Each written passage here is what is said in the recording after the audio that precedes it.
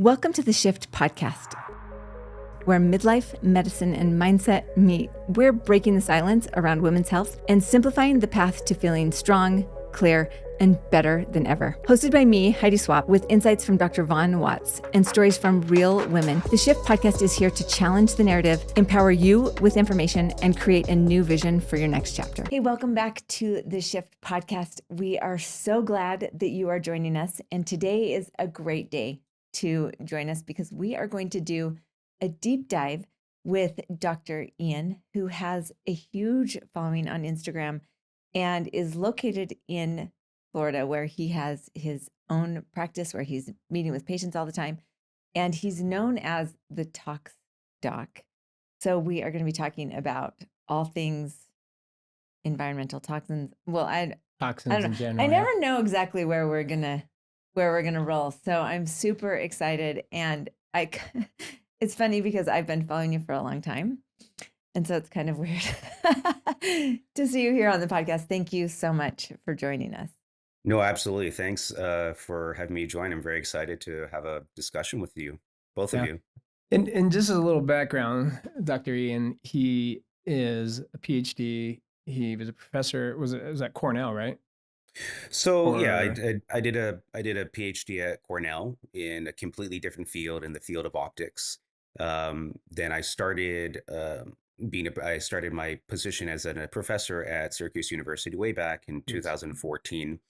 The thing that happened a few years ago happened, and this is when a lot of people became health conscious, and this is when me and my wife decided we should really get into the health space.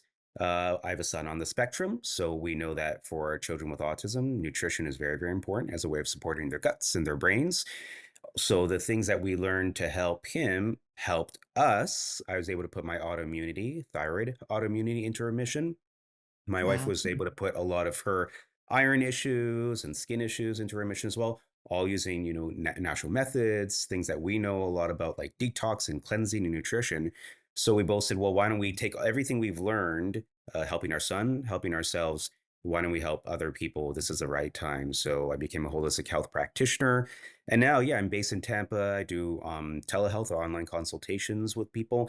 But a lot of my work is just on social media, really kind of advocating for people to have what I call a reframe on the understanding of their bodies. And we could talk a little bit more about that. I think that a lot of people have really come to normalize as they get older, the body just breaks down like a car. Yeah. A car is new, it smells nice, it runs nice, but over time it has to be replaced because it just, shuts down, things get old. And my argument, and we'll probably talk about that today, especially when it comes to women, is it's really not your fault.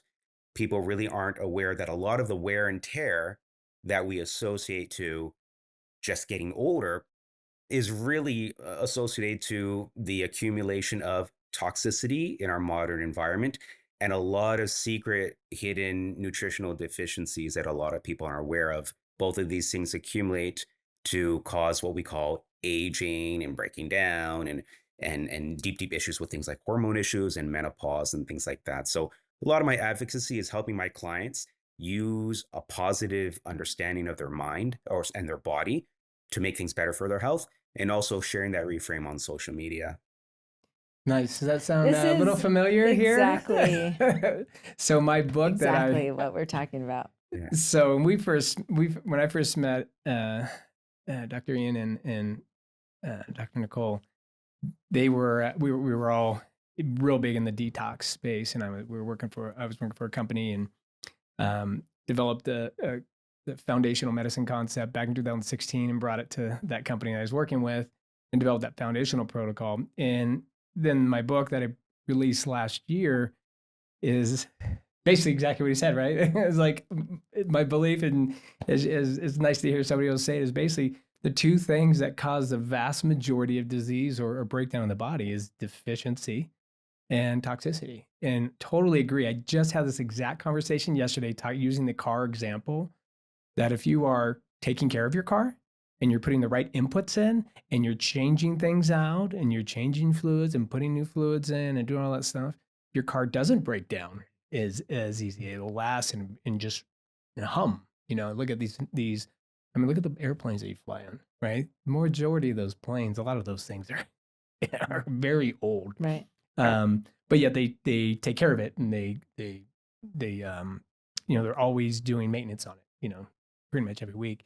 Question for you, because a lot of people are becoming more and more aware that it's important to buy things with clean ingredients. The hard part is, most people are like, well, how do I know if this or that? Well, the majority of the time, you look at certain things. If you can't pronounce it, oftentimes you probably shouldn't intake it. But what people are missing a lot, even in like not just foods, but supplements even, is there are these toxins that are in there, or excess heavy metals or different things like that. Can you kind of speak to some of that? So let's go back 100 years ago and the way it would be. We're drinking pure water. If it's juices, it's freshly squeezed. All our products are made out of natural fibers and cottons, and all foods are beautiful. Pure, regeneratively farmed, everything's clean.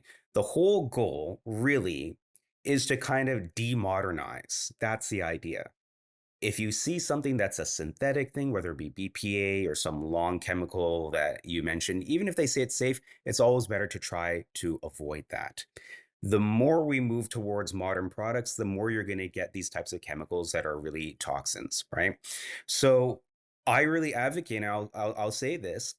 One thing that people should start considering, what instead of looking and auditing the bottle, why not make it yourself? I really think it'd be a great thing that people start trying to make their own soap. It's not that difficult, right? You can make your own shampoos and lotions. It's not that difficult. You can grow your own food. This is a big thing that I'm really advocating. Having a little bit of a vegetable garden. Instead, we'll talk a little bit about the challenge of engaging with, products and seeing whether there's chemicals in it. But the first thing is, I think really people should own. There's really nothing that the system makes for your body that you can't really make for yourself, especially with personal care. So that's the first thing. People should really get into the habit of trying to make their own products. That being said, finding other products is very, very difficult. But yes, there's some standards, BPA free, organic, if it's locally made, I think the big thing is knowing the people who make it, the face, the family behind the company is very, very important, that it's not this big kind of corporation making the products as well. But yeah, looking at those ingredients to making sure that they are plastic, BPA, synthetic chemical free as much as possible. And much of the products that they have are kind of whole food or whole ingredient based. That's the real thing. Can you talk real quick about BPA? Because what a lot of women don't understand, and I was teaching this back when I was still in practice. I think we're back in like 2016, 17, talking about BPA and how much of a hormone disruptor that is, and the different things that the struggles it can cause for women specifically. Yeah.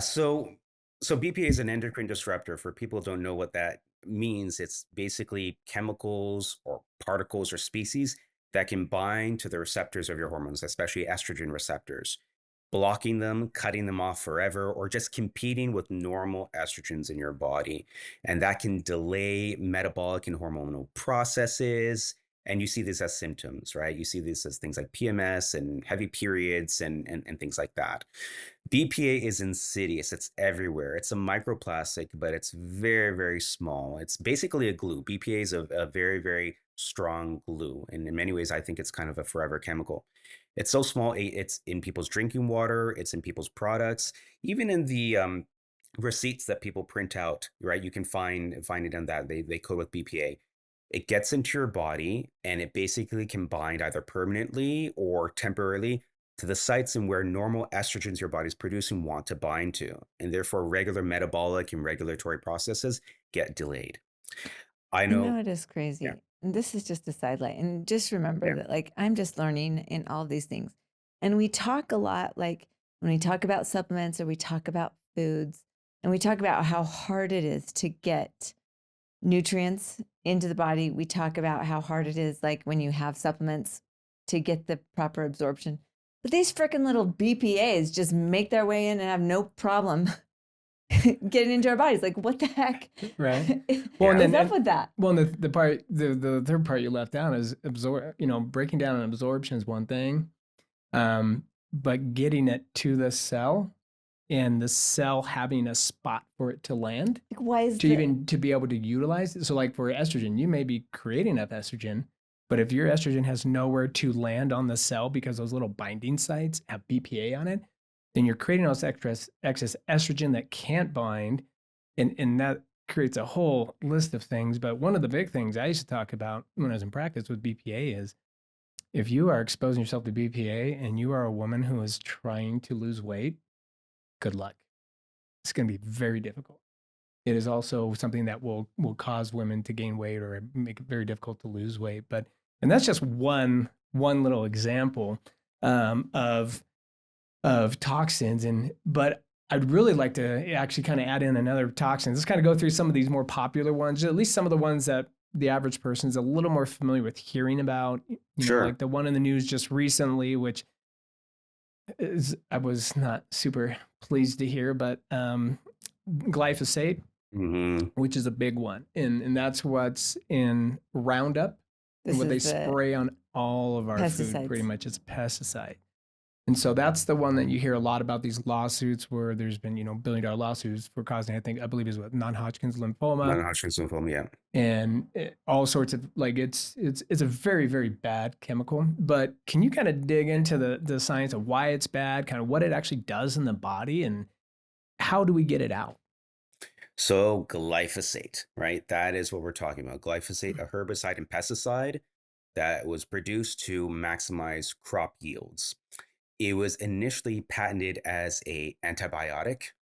That's more than enough to know what it. Yes, it was okay.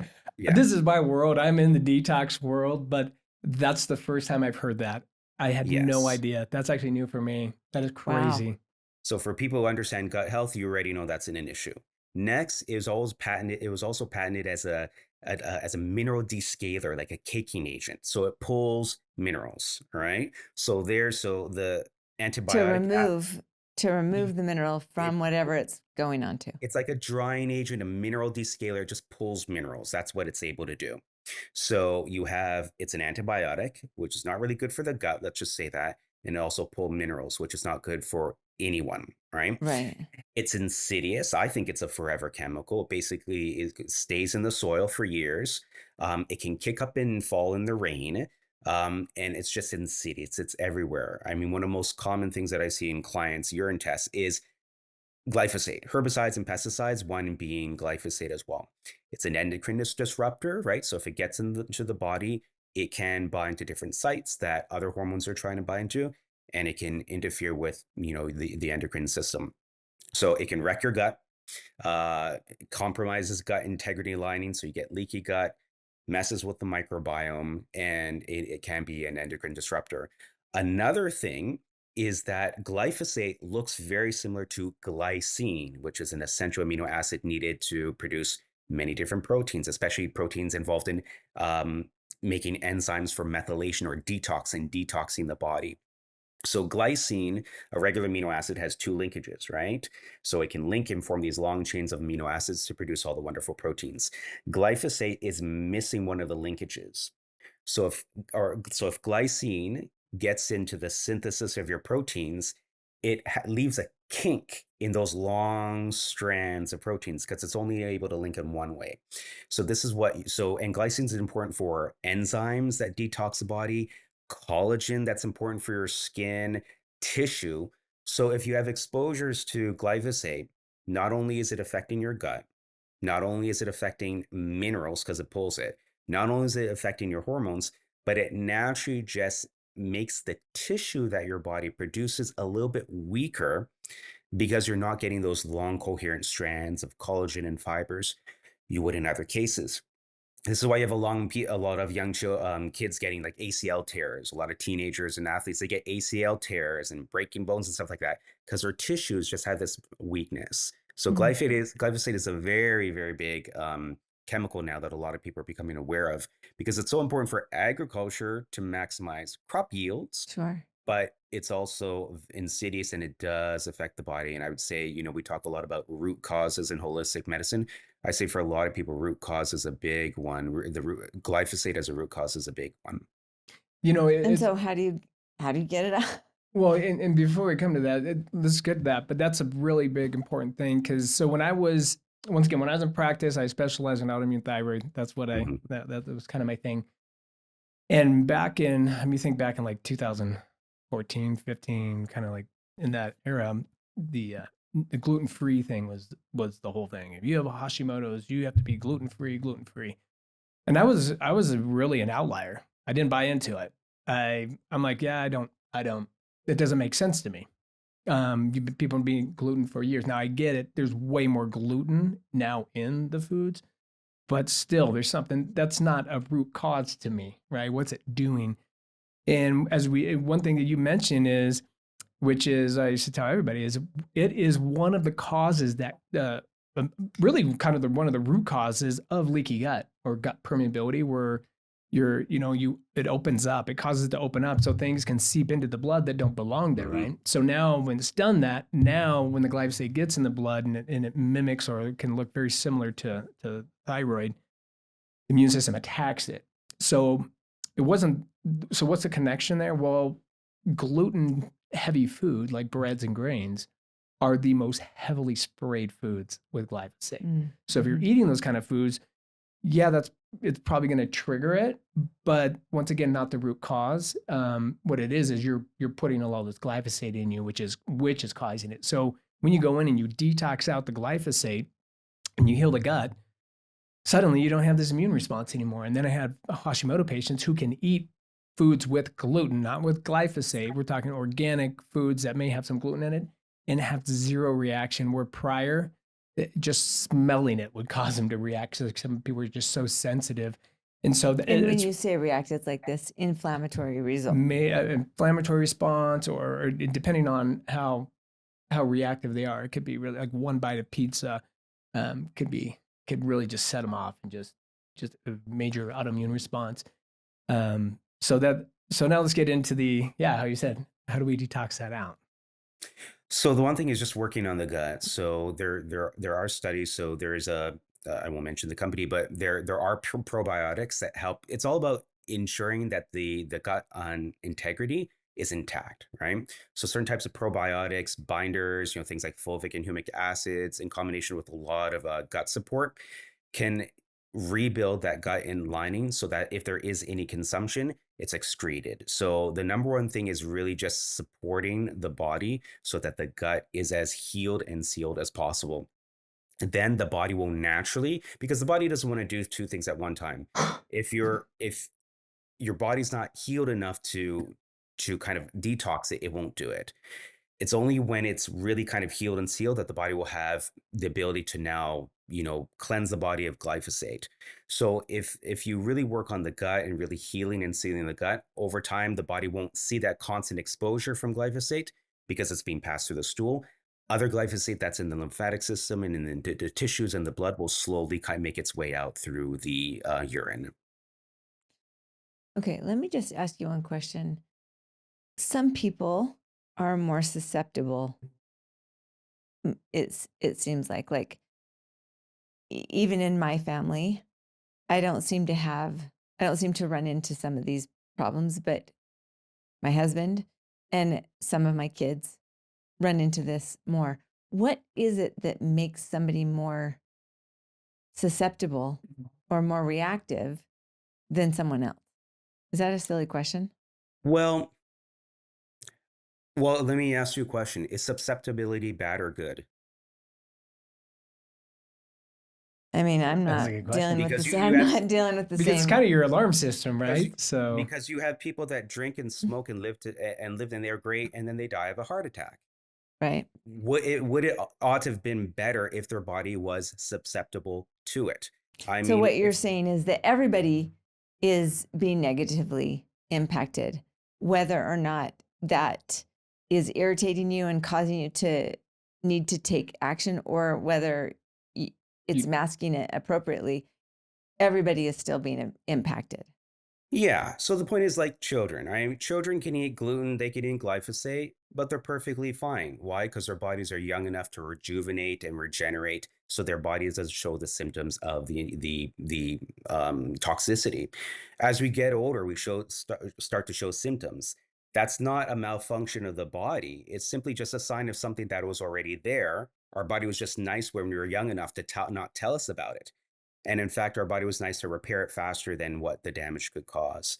So I just want to reframe that, because maybe their symptomology is good because our body's alive and nourished enough to see something, justifiably so, as something they Mm. should react to. Other people, That is a great So, reframe, yeah. because So I think a lot of people yeah, feel like they're broken or something's wrong. I think yeah, in particular in my family, um, those who those people in my family that are affected are mad about it. yeah. So the point is, so who's kind of better? Is it the people who are susceptible? I'd say, listen, just fundamentally, you don't want glyphosate in your body. You don't want heavy metals in your body. You don't want toxins in your body.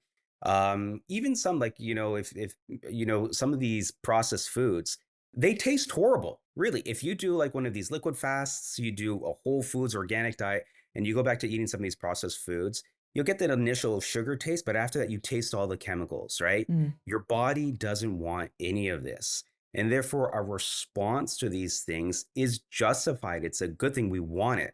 You shouldn't be eating glyphosate and processed foods and say, I'm perfectly fine and have a perfect bowel movement. That's not a good sign.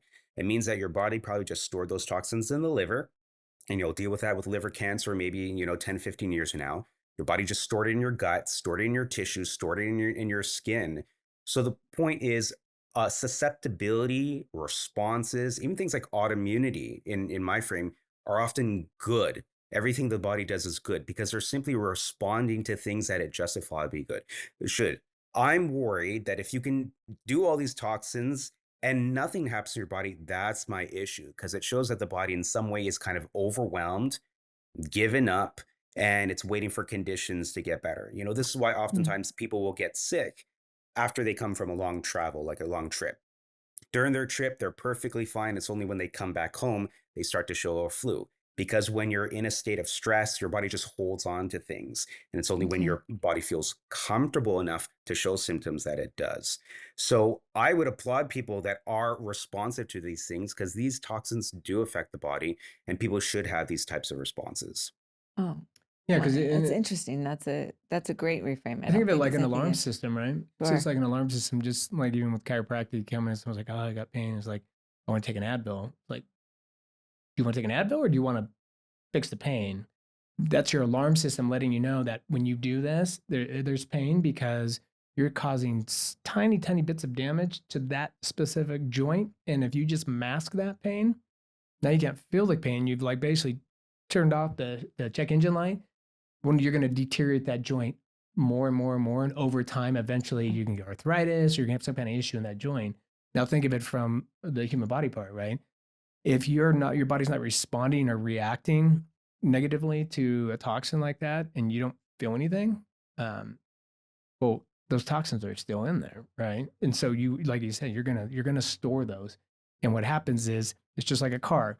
Your car doesn't just, you don't buy a brand new car and then it breaks down 3 months later, right? You can buy a brand new car and it can completely break down and the engine shut down a year later if you don't put oil in it ever.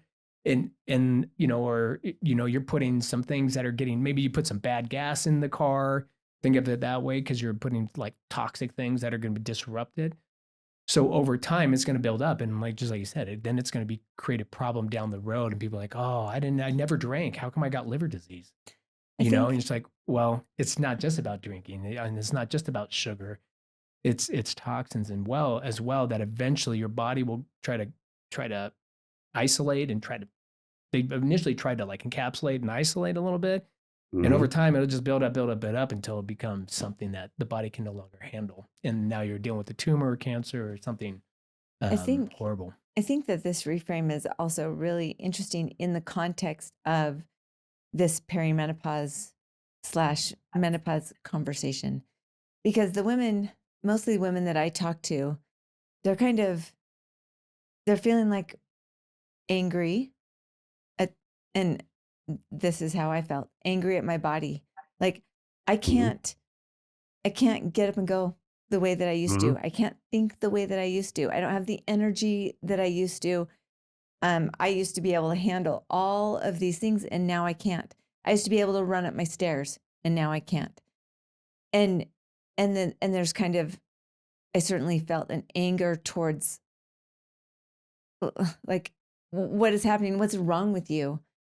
And I think that over the past year, at least, certainly while we've been doing this podcast, certainly as I've been learning more, I'm realizing that we kind of, this is our body saying, look, if you keep on this path, we're going to crash out. And so it's almost like this perimenopause, these alarm bells that are going off are like this reminder of like, okay, we need to have serious attention in what's happening.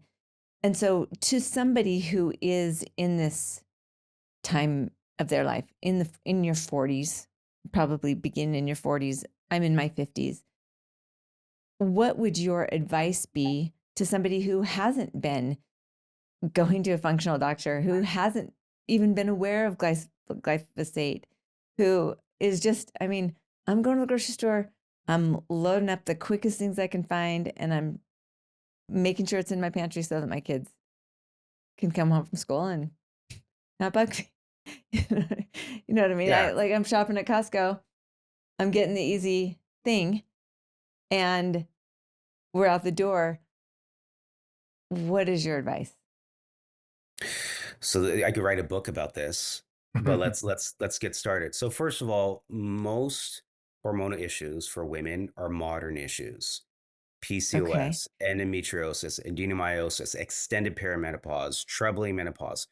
All these things are caused by modern nutritional deficiencies, toxic overload, the buildup of toxins, and also stress. That's the primary kind of root causes that I think are contributing factors to a lot of people's symptoms and deep nutritional deficiencies. Toxicity. We can also add pathogens in that, pathogens that live rent free, and also stress. So let's talk about it. Let's go all the way. You're a young little girl, 8, 9, 10, and your ovaries are off right now. Your body produces estrogen, but the estrogen's produced by your adrenals. Perfectly fine. Now puberty comes and your ovaries come online. Estrogen production now shifts from your tiny little adrenals to your ovaries. You live your life, you eat the standard American diet, you're super, super stressed because we live in a modern world. You have some children, you have some hormone issues, and now you're 40 and it's time to land the plane. Estrogen production now is going to shift from your ovaries back to those adrenals. So, and for people in the holistic health space, your adrenals are your cortisol producing endocrine organs. There's things called adrenal stress and adrenal fatigue. Your adrenals have been through a lot. And now your perimenopausal body says, hey, adrenals, we'd really love you to start producing estrogen again. And your adrenals say what? Nope, right? Too tired. So too tired, too fatigued, filled with toxins, filled with endocrine disruptors, the liver's stagnant, the gut is not healed, and you're super, super stressed. So And this is the perimenopause. average, and this is the average person he's This is explaining the right average now. person. I know that this is me. Yeah. Yeah. So it's all about honoring what your body's doing. All right. It's not your fault. Your body's trying to land the plane justifiably. So it's about understanding that you have adrenals that have been stressed out, because most women during modernity have been super stressed out. So we have to do adrenal support. What does that look like? Gut healing, minerals, nervous system. We could talk about that. There's different modalities.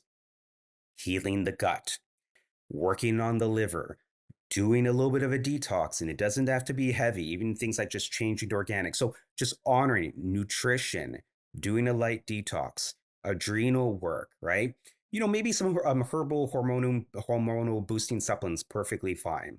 But the idea is to understand that the body wants to make a transition. That transition is difficult, right? Because the adrenals are fatigued. So honor the transition through deep nutrition, body supported detox, lots of nervous system, because there are also trauma and emotional aspects as well. As women get into their 40s, I'm calling it millennial syndrome. All the women in their 40s and men are going through what I call millennial syndrome, all the stuff that came up from our childhood coming back. support the nervous system, and then you'll find that perimenopause is easier. Can I just interrupt you and say, when you say support the nervous system, are you talking about just, I mean, when I hear you say that, I'm thinking breath work and meditation and slowing down and nature. Tell me what you mean. Nervous system is really just having, that's a very, very interesting question, because, we live in a very, very dysregulated world. So we talk a lot about nervous system dysregulation, Right. but we also live in a very and would you say, when you say nervous system dysregulation, does that mean fight or flight to you?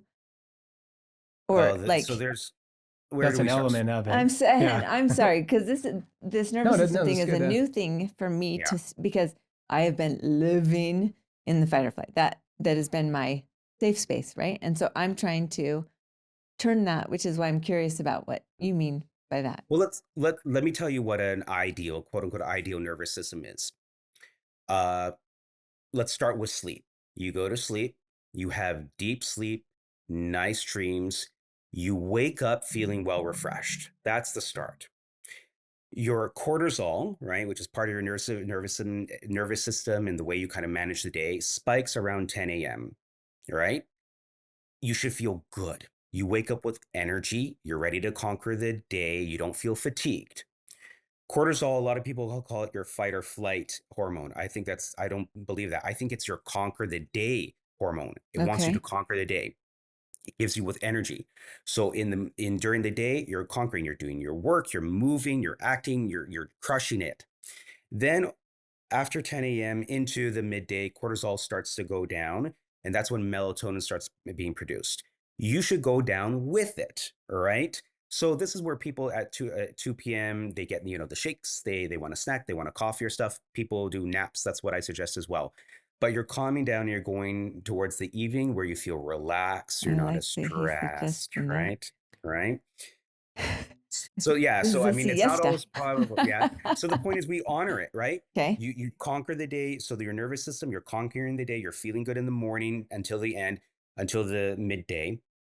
As cortisol starts to go down, you honor that, right? You could do a little coffee in the day. You could do a nap. That's well. You could do a high protein meal, but you honor that because your body's getting ready for sleep. Sleep preparation doesn't start at 8 or 7 p.m. It starts literally like around 2 p.m. as the melatonin starts to rise and the cortisol goes down. Okay. So how are you feeling in the evening? You're relaxed. You feel good, right? You're not too stressed, but you're not sleepy. And then in the evening, you feel like you're ready to have a deep sleep and you go to bed. So the point is aligning yourself with that cortisol. You're not wired and tired during the evening. If you're that, then your nervous system and your cortisol is not aligned with the circadian rhythm.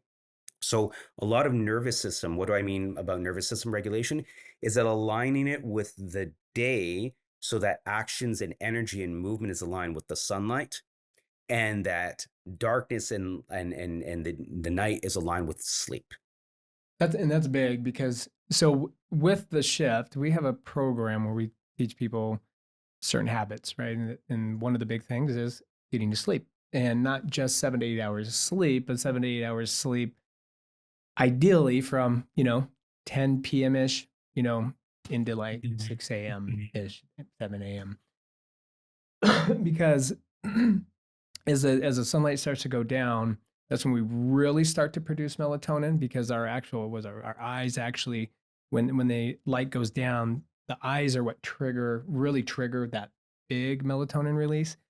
So if you're not sleeping, so this is important. This is one of the most, probably the very first easiest thing you can do for nervous system regulation is making sure you're getting 7 to 8 hours of sleep. But like we said, not all sleep is created equal. If you're going to bed at midnight and then waking later, you are throwing off that circadian rhythm a little bit. So if you want to have a really good and wake up very refreshed, go to bed at 10 o'clock, wake up 6, 7 a.m., and you'll feel refreshed. Which I guess is in alignment with the natural detox of your body, right? Well, there is natural detox in that. And why don't you explain that part? During sleep, what happens with detox? Because there's a very important thing that happens from a organ that detoxes in sleep, that if you don't get good sleep, it keeps you from detoxing. Well, first of all, sleep is the detox of your brain. We know this. When you sleep, your lymphatic system opens up. Your brain metabolically can't get rid of waste when you're awake.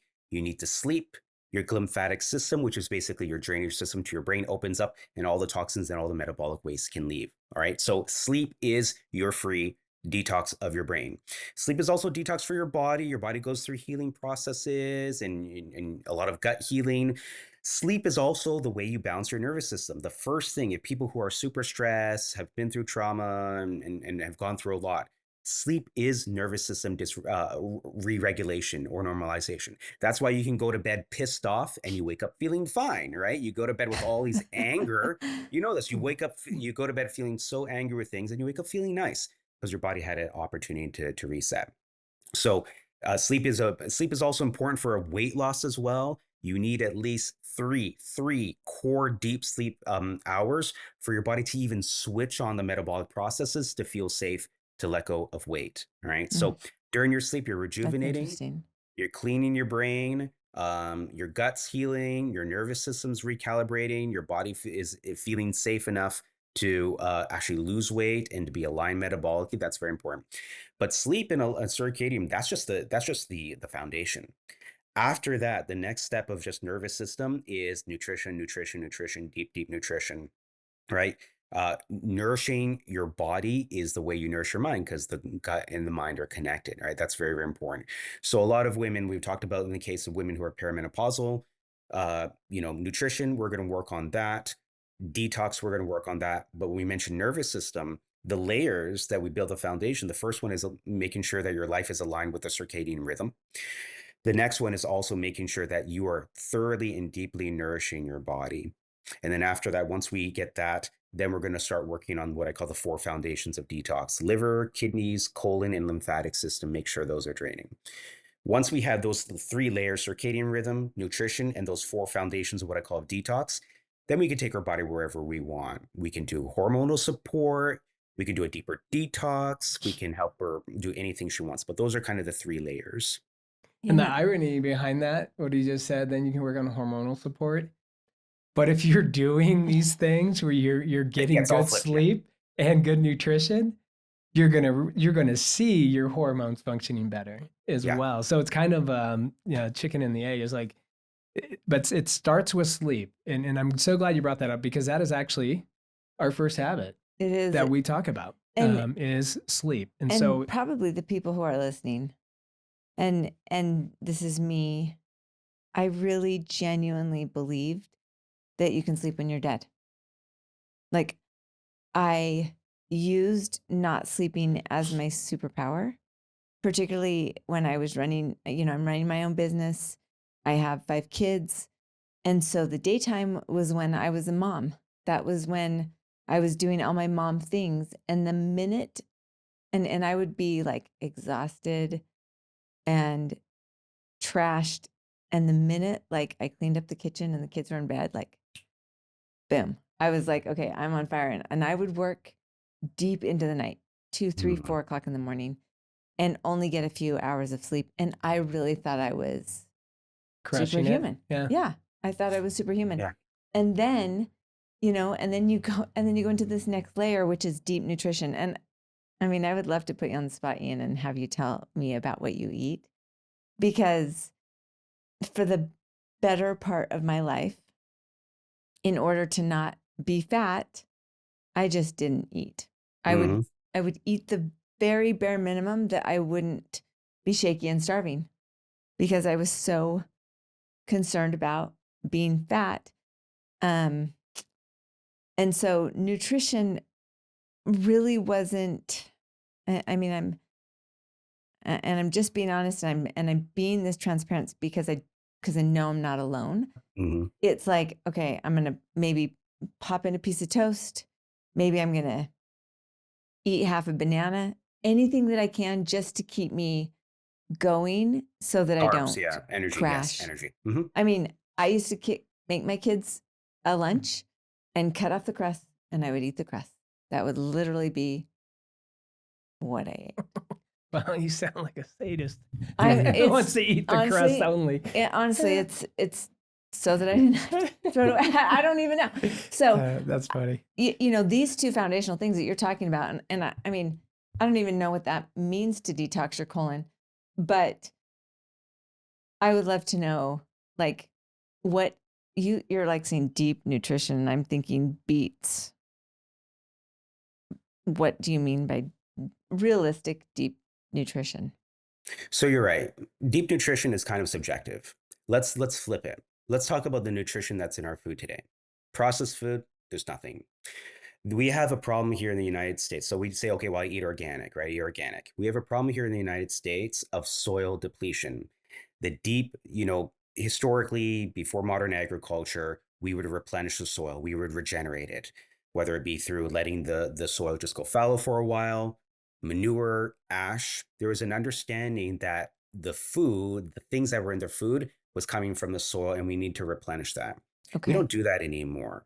Neither obviously in modern agriculture or even in organic. We do NPK, we'll do sodium, we'll do phosphorus, we'll do nitrogen, we'll do kind of key minerals, but soil is not being replenished with the key minerals that our body expects to get from the food, the trace minerals, the deep magnesium, the calcium. So you're saying even if you eat a carrot, organic carrot, it might not have the minerals in it because it wasn't grown in the right environment. If the soil's not regenerated, all right, so end of the harvest, you harvest the vegetables. If that soil is not regenerated with manure, with ash, or just letting it go fallow for a while, it's lost. Where do you think all those minerals went? It went into the food. How do you put it back so that the next batch of crops are regrown with the same nutrient density? You don't. Think about when like we were growing up, and especially here, well, especially here because, just a couple miles that way in Pleasant Grove, I mean, that was just farm, right? So, and I think about it even when I moved from San Diego to Boise when I was in high school in the early 90s, I would see, I just, in my mind, I recognized that. I'm like, oh, these cornfields, they burned them at the end of the season. And then the following season, it's like, oh, they're growing something else there now. They're not growing corn. And so by burning the field and changing different crops as well, or letting or letting this field sit for a year and then planting here, and then the following year coming back. Now it's corn every year on this field over and over and over, and then coming back to glyphosate. Explain what glyphosate does to the soil as well. Yeah, so glyphosate's a mineral descaler, so it's going to pull minerals. It's also an antibiotic, so it's going to affect your gut as well. So the point is, most people... Can you stop real quick there? Because those two things are so important in the soil, because what do we want our kids to go do in the backyard, right? When they're little. We want to go play in the dirt because you have the there's microbiome in the dirt. There's all these minerals. And if glyphosate is killing microbiome and stripping the minerals in your body, it's doing the same thing in the dirt. So now you've got this monocrop, and you have on top of it glyphosate, and it's just a recipe for, doesn't matter what kind of food you're eating, even organic, the vast majority of fruits and vegetables that you're eating are so vitamin and minerally depleted that at this point, if you live, especially in the United States, if you want to stay, and correct me if I'm wrong or if you have a different opinion, but my opinion is, if you want to stay mineral and vitamin and not get mineral and vitamin depleted, you at this point, you either have to grow your own food in a greenhouse. I'm going to say that because we can have a whole other conversation about what's falling on your garden, or spilling over from neighbors. It doesn't stress me. This conversation doesn't stress me that. So unless you're literally growing your own fruit and vegetables in a garden, in a greenhouse, you're going to be vitamin and mineral depleted, even if you eat, like I eat healthy. So my opinion is, everybody, if you're in the U.S., unless you're growing your own food, you should be on a really good vitamin and mineral to ensure that you're not depleted. So the point is, in America, we really have a baseline of nutritional deficiencies, and they've done that statistically. I think 52% of Americans don't get their daily magnesium, and magnesium is needed for everything. So especially when it comes to women, we're talking about menopause, or anybody going through toxicity.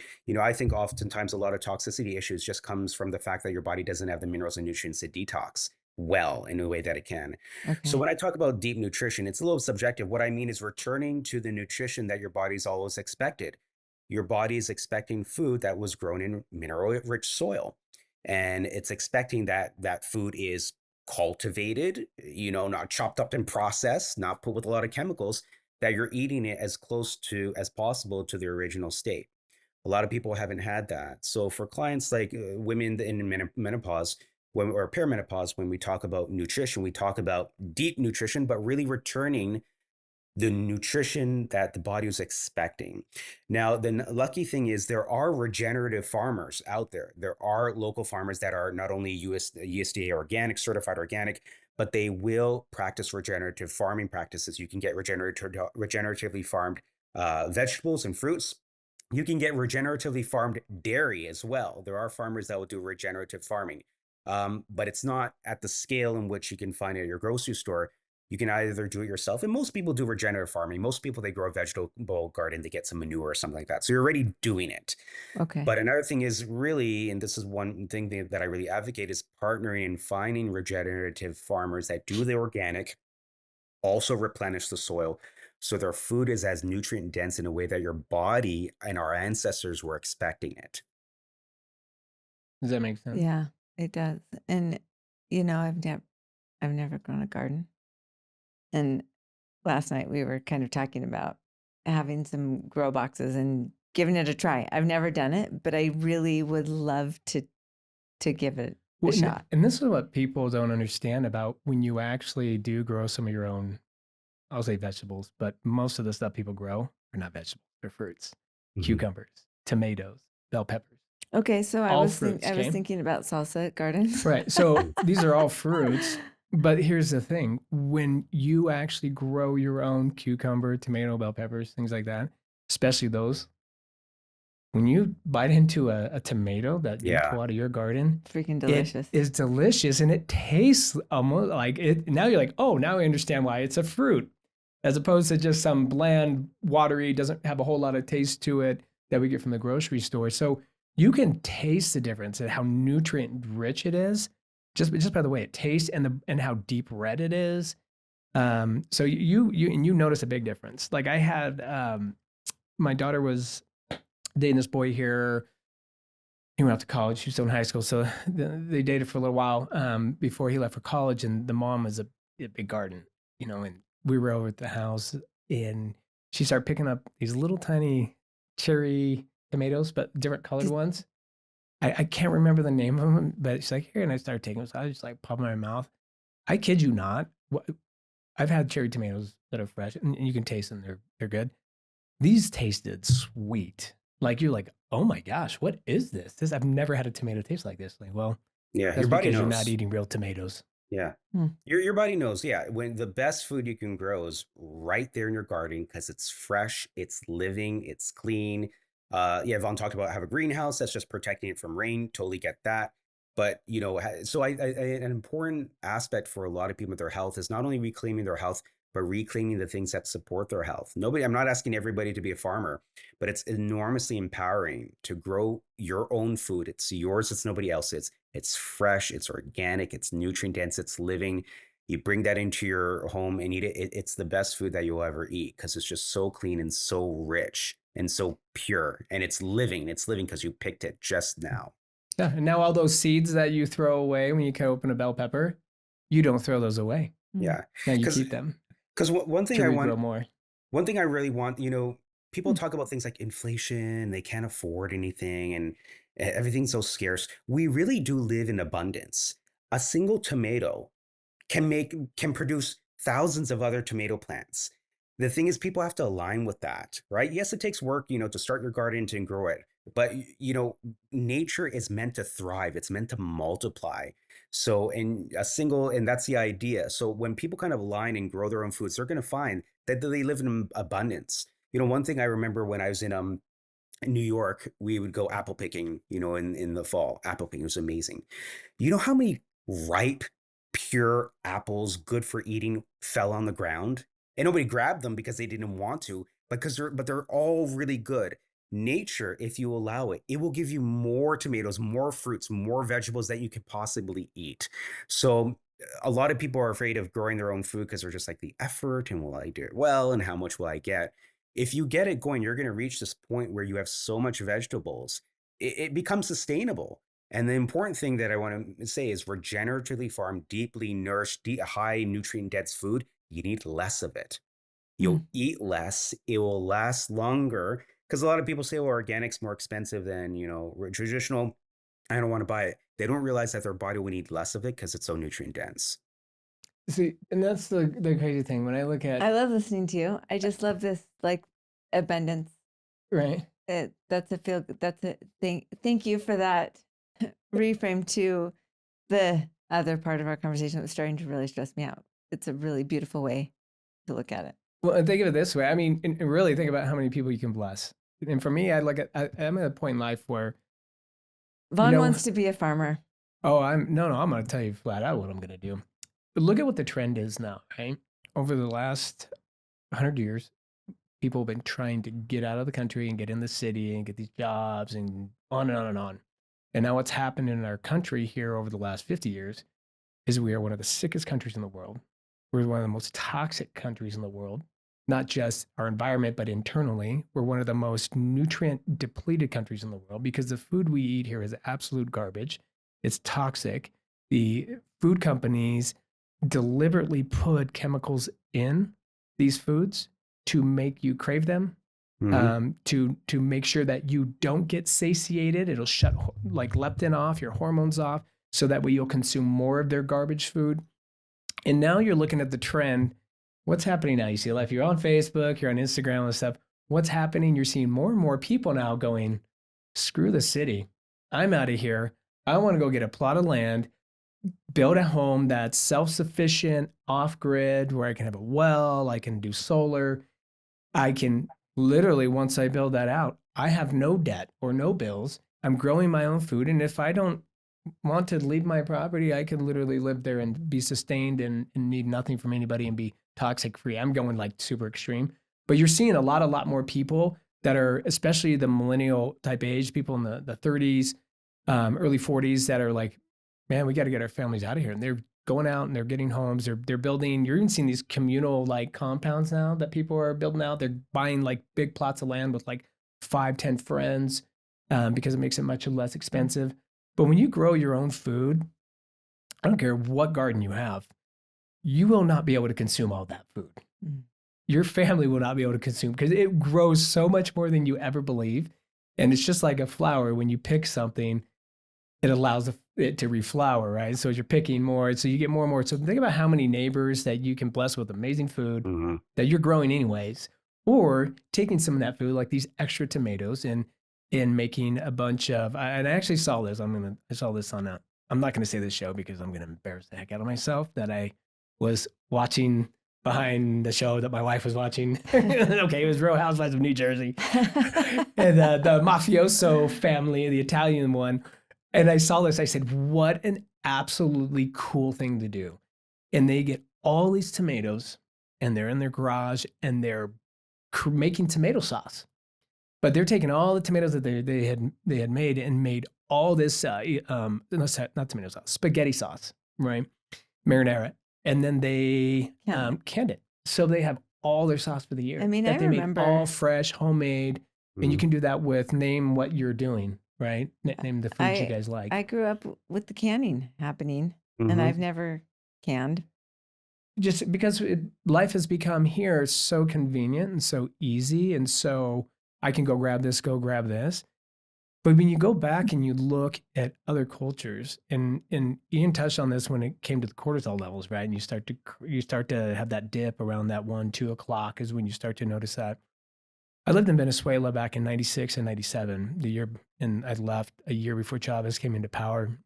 Unfortunately, I haven't been back, so I'm super excited at the possibility of going back here shortly, hopefully this year. Beautiful country, beautiful people, beautiful food, but they live their life in accordance with nature, probably without even realizing it. They get up in the morning, they go to work, they come back at noon for lunch. They have a siesta. They go back to work at 2 p.m. and then they work, and then they have dinner, and dinner is more of a small meal, but lunch is their big meal. That's the dinner, basically. And you look at that from so many different perspectives. One, they've had their biggest meal of the day in the middle of the day, halfway between their workday. So now when they do go back to work, they're burning that off instead of just going to bed at night. Also, when, like as Ian said, talking about the cortisol, now as they wake up from that nap after having that big meal, they're kind of refreshed again and ready to conquer the rest of the day. And that is just, they do that in the whole country. I'm not even, I used to always joke, if you want to invade Venezuela, do it between 12 and 2, because everybody's asleep. And a lot of the stores shut down. And I think it's amazing because they haven't let this advanced technology adjust their lifestyle. And one thing I noticed down there is not a lot of sick people, at least when I was there. And you rarely saw somebody obese. If you saw somebody like overweight, it was a rare occurrence. So Vohn, you kind of hit the thing that a lot of people's diseases are lifestyle diseases. It's not simply you got a low BPA from some chemical. It's what you eat. It's where you sleep. It's what you do. It's the industrialization of your own life and the commute and the work and the electronics. I have some clients sometimes that are dealing with fertility issues. And sometimes I ask you, where are you from? And one of my clients said, I'm from Bosnia. And I said, why don't you go back there? You're trying to conceive here in the United States. It's not working. Why don't you just go back, leave, go somewhere there? And she actually got pregnant. She went there. She was eating the food. The lifestyle in Europe is a little bit more laid back. Her nervous system can relax. So oftentimes just leaving us where we live, which is state of stress, allows the body to find a grounding. I also have another client with a child with autism. They live in the UK. And he says his child on the spectrum does better when he goes back to Pakistan. Why? They live out rurally. They're eating food cooked in ghee, fresh farm chicken. So oftentimes and I say this a lot of detoxing is really demodernization, moving your body and your life away from modernity, more towards nature. That's why everybody feels good when they go for wilderness hikes and things like that. You ground yourself in nature. You ground your stuff in stuff that nourishes you, and your body finds that alignment, and you start to get better.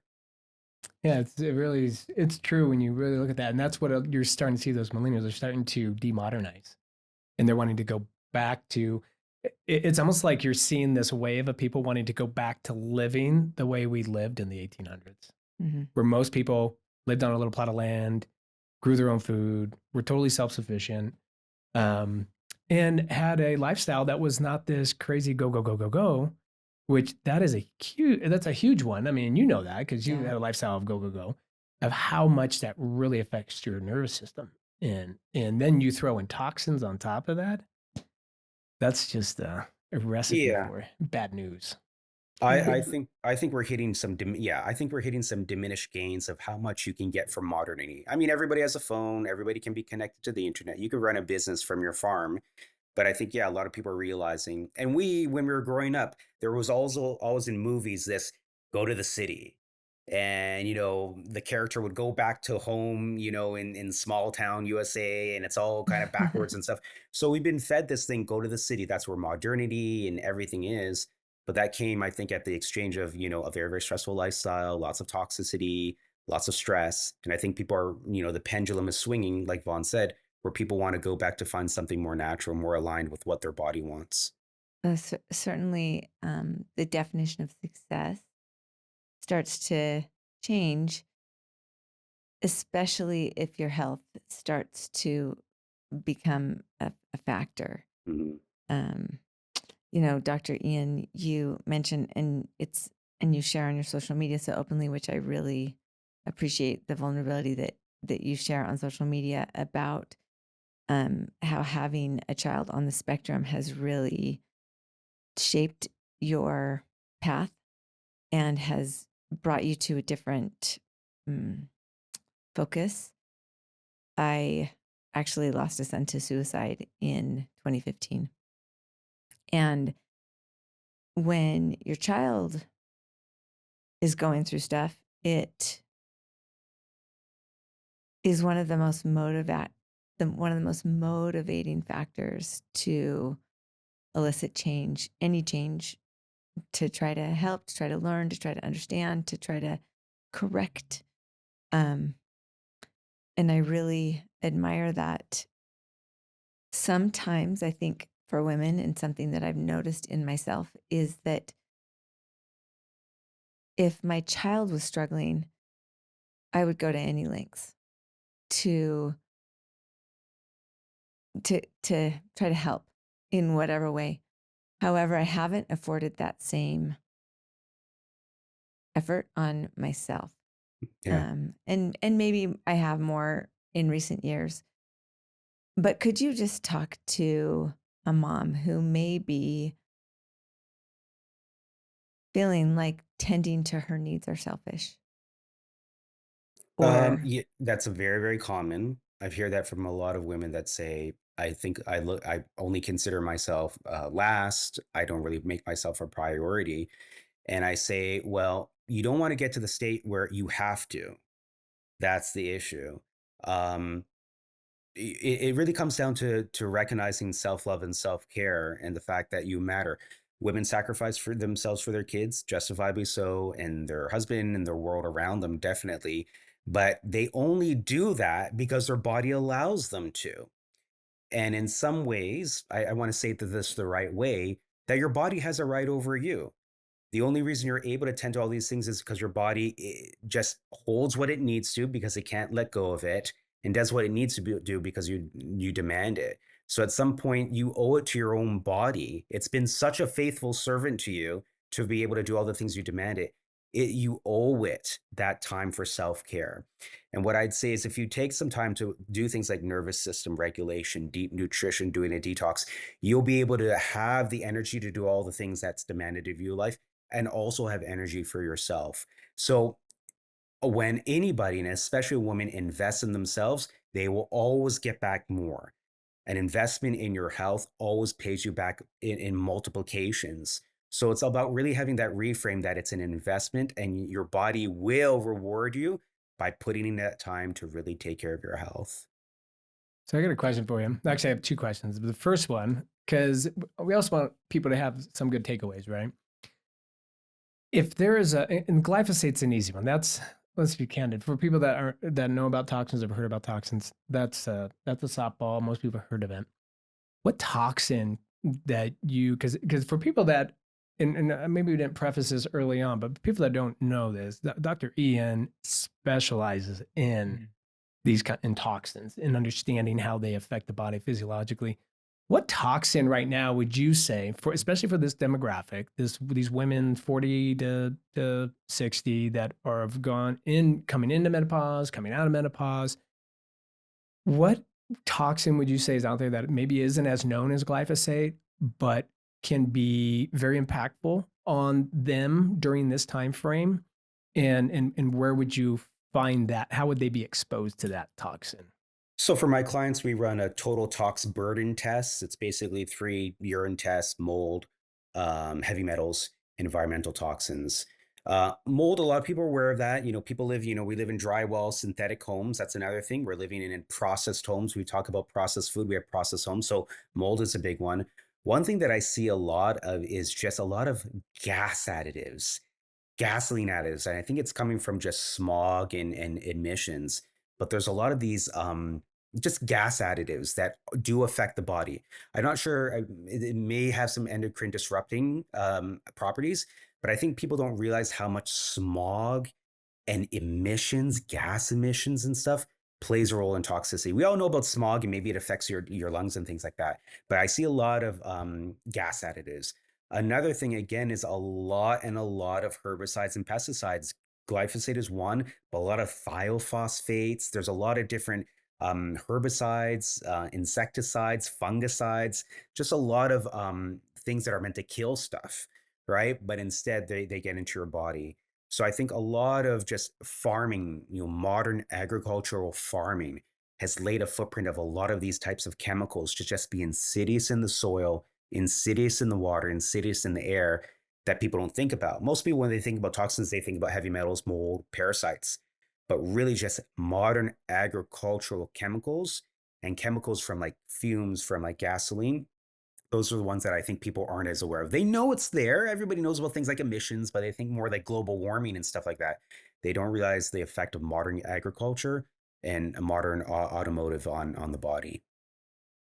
And do you have do you have a story or example you can share of somebody? We tend to most of us docs tend to have these crazy stories. We had somebody come in that had a toxin that patient specifically caused such a crazy reaction. And when you found, and obviously, I'm very familiar with Total Tox panel. And so when you ran that panel and you're like, holy cow, look at the levels of this. No wonder you're dealing with this crazy thing. Oh yeah. That's a cool, let's hear one. Because people love to hear this because then it kind of makes it a little more real and people like, oh my goodness, maybe that kind of symptom might be affecting me. So there's herbicides, there's pesticides, there's fungicides. One client, they had insecticides, like off the roof, which was the first time I've ever really seen that, right? A lot of people, so they were exposed to some kind of insecticide. So they spray herbicides and pesticides, but certain farms will be very, very deep in insecticides based on the crop, right? So she thought it was mold, she thought it was heavy metals, she thought it was microplastics, but really she had this very, very specific exposure to insecticides as well. And insecticides are you don't want insecticides in your body. They're deeply, deeply toxic because insecticides are not meant to just push away bugs. Are meant to actually kill them. So we were able to bring down those levels. One thing I want to leave, because a lot of people ask the question, how do you detox? How do you detox? Your body's already detoxing. That's an important point. The only reason the whole reason a urine test for toxins works is your body's able to excrete it. So what I'd say for a lot of people is that everybody's trying to detox. It's just struggling because the toxic overwhelm is too high, or the nutrition needed to detox isn't there, or the organ functions are a little bit struggling. So a lot of helping people detox is really just helping the body put back in place the mechanisms that are there already to detox, getting the liver flowing, healing the gut, working on the lymphatic system, good hydration, and things like that. So what I'd say is, I don't care what deep toxicity you have, the capability to detox is already in you. Sometimes it just needs a little bit of help. And with the girl with the fungicides, or the person with mercury amalgam fillings that have gotten out and has deep heavy metals, or even the person living in mold, really just restoring that nutrition and really just helping the body can help the body detox anything. Yeah, and I love and appreciate that message a lot. If I'm if I'm getting my house sprayed for bugs, is that sketchy? So it depends on what they use. So we get our house free for bugs, but they use like essential oils and things like that, right? So if it's a chemical based spray, you probably should find a vendor that will use some of these essential oils and things like that to debug your home. And is it better where I live, it's pretty hard water. Hmm. That is it better for me to like use a service that provides me cleaner water? So so what we have is we have a whole house water filter. All right. So the Okay. water here in Tampa is not that great. And people can check what's in their water using the EWG website. Um, so it's not so much the hardness of water that's the concern. It's the municipal water. What are the chemicals that are present in it? Bromines and chloromethanes and different things that are used in the cleaning process that aren't completely filtered out. Those are the bigger concerns. Especially where you live. I have a lot of clients from Colorado. They have high uranium. A lot of Mhm. clients from places like Idaho and Utah, they have high chromium, or they have high other types of radioactive elements. So I would emphasize, and I always emphasize to my clients, ensuring that your water is as clean as possible. So doing things like a whole house water filter, doing something like reverse osmosis under your kitchen, water tap, that Mhm. will reduce the hardness in the water. But the key thing is all the additives and all the other things that are in the runoff and things that get caught in the municipal water. You're filtering that out so you're not drinking it. I keep thinking about that. Well, But that's not enough too, because remember, it's all about going back to nature. What was the water that our ancestors were drinking? It spring was water. clean spring water, mineralized, hydrogenated, right? So if you want to bring your water back to the way it was, you're going to do whole house water filter. You're going to filter it. Then you're going to replenish the minerals, and then you're going to hydrogenate it. You get one of these hydrogen bottles or hydrogen bubblers. You hydrogenate it so it becomes a deep, deep alkaline antioxidant. You remineralize it so it has the trace minerals that your body was used to because of the runoff of streams off of rocks. And then it's pure, so it's kind of removed all the chemicals from municipal water. That's the type of water. You could just drink spring water, but for people in the city, that's the type of water you want to drink that will really move the needle. I grew up going to a family cabin about an hour and a half or so east, and every day you'd hike to the spring. Is that in the up in Provo Canyon? Yeah, kind of in And they the, have that natural. yeah. I remember as a teenager coming up here in the summer, You get to a and people spring, drinking right out of it, and I'm straight like, out of the spring. It's and the I was always best taught water. growing up in California, I'm like, oh my gosh, you're gonna get giardia, and they're like, no, not this water, and I'm like, Yeah, let's roll. It But it's just amazing. tastes amazing. Tastes amazing. Yeah, spring water tastes amazing, and it's as long as it's running, it's not stagnant. You don't have to worry Right. about things like infections and stuff like that. This stuff is constantly being, as long as it's running, nature is naturally making sure that water is pure. Yeah. Amazing. Well, gosh, Dr. Ian, you are a wealth of knowledge. It's been a pleasure to talk to you. I mean, I was a little stressed there for a while, but I think I really love the reframes that you've given us about just recognizing that when your body is not when you're not feeling yourself, that is a gift from your body, something to really pay attention to, listen to. I think that's a really important reframe.